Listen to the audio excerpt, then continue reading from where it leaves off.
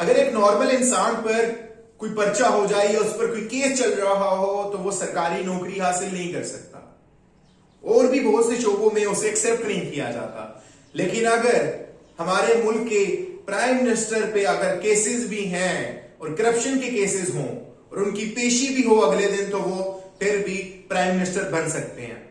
हमारे जो इलेक्टेड नहीं बल्कि जोर जबरदस्ती के प्राइम मिनिस्टर शहबाज शरीफ साहब, जो कि इस वक्त हमारे मुल्क के प्राइम मिनिस्टर हैं, जब वो प्राइम मिनिस्टर का हल्फ लेने लगे थे तो उन पर करप्शन के केसेस थे जिनकी पेशी थी नैब में, और अगले ही दिन पेशी थी जिसकी डेट मुलतवी करवा कर आगे कर दी गई कि अगली डेट को पेशी की जाएगी। लेकिन ऐसा नहीं हुआ, अगली डेट को भी पेशी नहीं हुई, और कुछ अर्से बाद ये सुनने को मिला कि PMLN के ऊपर जो केसेस थे वो हटा दिए गए हैं, इन पर कोई करप्शन का केस साबित नहीं हुआ। तो ऐसा क्यों हुआ? ये हुकूमत में किस लिए आए? हुकूमत में साफ जाहिर है ये अपने केस मिटवाने के लिए आई, क्योंकि हमें कोई तरक्याती काम तो नजर नहीं आया, हम लोगों को कोई रिलीफ तो मिला नहीं है।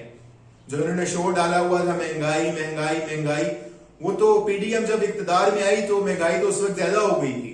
अगर पेट्रोल इमरान खान साहब के दौर में 150 था, वो 250 तक चला गया, ये एक अलग बहस है। पेट्रोल आलमी मंडी की तरफ से महंगा होता है तो मैं इस पर बात नहीं करूंगा, लेकिन फिर भी जो महंगाई के रोने थे वो तो दिन ब दिन बढ़ती जा रही है और हर चीज का रेट डबल होता गया। लेकिन फिर इन्होंने क्या किया?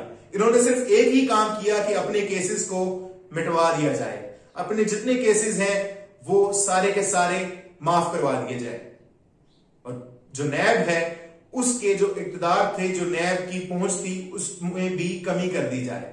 अब नैब आपकी 5 साल से पुरानी ट्रांसैक्शंस को ट्रैक नहीं कर सकती, नैब के इक़्तिदार में ही नहीं है कि वो आपकी पुरानी जो ट्रांसैक्शंस हुई हैं उन पर वो आपको पकड़े, क्योंकि जितनी पुरानी ट्रांसैक्शंस होती जाएंगी, जितनी पुरानी करप्शंस हैं वो आपकी छुप चुकी हैं, क्योंकि नैब पकड़ नहीं पाएगी अब। तो इसी तरह के जितने केसेस इन पर हुए वो सब से इनको रिलीफ मिल गया, और आहिस्ता आहिस्ता ये इसी तरह बाहर जाते रहेंगे। जिस तरह मरियम नवाज शरीफ पहले तो कहती थी अगर ये लोग मुझे पासपोर्ट मेरे हाथ में भी ला कर देंगे तो मैं बाहर नहीं जाऊंगी, लेकिन फिर जब उनको मौका मिला तो वो फरार हो गई लंदन में और पाकिस्तान को उन्होंने छोड़ दिया। अब अल्लाह जाने वो कब पाकिस्तान वापस आती हैं, ये तो वही बता सकती हैं अब कि उन्होंने कब पाकिस्तान वापस आना है। तो जितने ये केसेस हुए हैं इन पर करप्शन के, ये सारे इनको रिलीफ मिल चुका है, और आहिस्ता आहिस्ता अगर जितने केसेस इन पर अब भी चल रहे हैं ये आहिस्ता आहिस्ता इसी तरह अपने केसेस से छुटकारा पाते रहेंगे। तो सवाल ये पैदा होता है कि अगर ये लोग इनसे कोई केस जुर्म नहीं हुआ, इन पर कोई करप्शन साबित नहीं हुई, तो वो 70 साल से करप्शन किसने की है? फिर पीछे मैं और आप ही बचते हैं जिन्होंने करप्शन की है। तो फिर मैं सोचता हूं कि यार कहीं मैंने तो करप्शन नहीं की, लेकिन फिर मुझे याद आता है मेरी तो अभी एज ही उतनी नहीं है कि मैं करप्शन करूं, या तो मैं कभी इक्तदार में भी नहीं आया। तो फिर मैं सोचता हूं कि यार फिर 70 सालों से लूट कौन रहा है मुल्क को? अगर ये लोग कहें कि इमरान खान साहब लूट रहे हैं, तो वो तो 2018 के एंड पे उनका इक्तदार आया था, तो वो कैसे लूट पा रहे हैं? पिछले 70 साल में से ये 5-6 साल आप निकाल दें तो 65 साल पीछे बचते हैं, उनमें कौन लूटता रहा है मुल्क को? जितने इक्तदार आए हैं इन सब ने मिलकर लूटा है पाकिस्तान को, लेकिन इन पर केस साबित नहीं हो पाते। और PDM ने भी यही किया, इक्तदार में आने का सिर्फ यही मकसद था कि अपने जितने केसेस हैं उनसे अपनी जान छुड़वाई जाए, खुद को महफूज कर लिया जाए। अगर प्राइम मिनिस्टर हमारे होंगे तो हम पे जितने केसेस चल रहे हैं वो माफ हो जाएंगे, क्योंकि इक्तदार में वो लोग होंगे।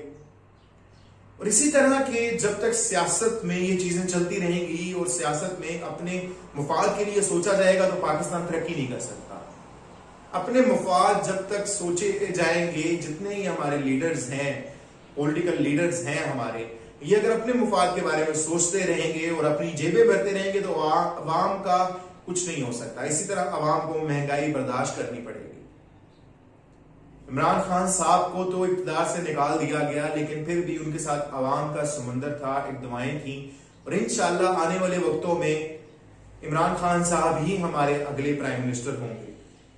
इमरान खान साहब इस इंपोर्टेड हुकूमत के खिलाफ लॉन्ग मार्च भी करेंगे और इलेक्शन जरूर होंगे, और जब इलेक्शन होंगे तो सबके सामने फिर से हमारे प्राइम मिनिस्टर इमरान खान साहब बड़ी अक्सरियत से जीतेंगे इंशाअल्लाह। उम्मीद करता हूं आपको मेरी वीडियो पसंद आई होगी। मिलते हैं अगली वीडियो में। Thank you very much.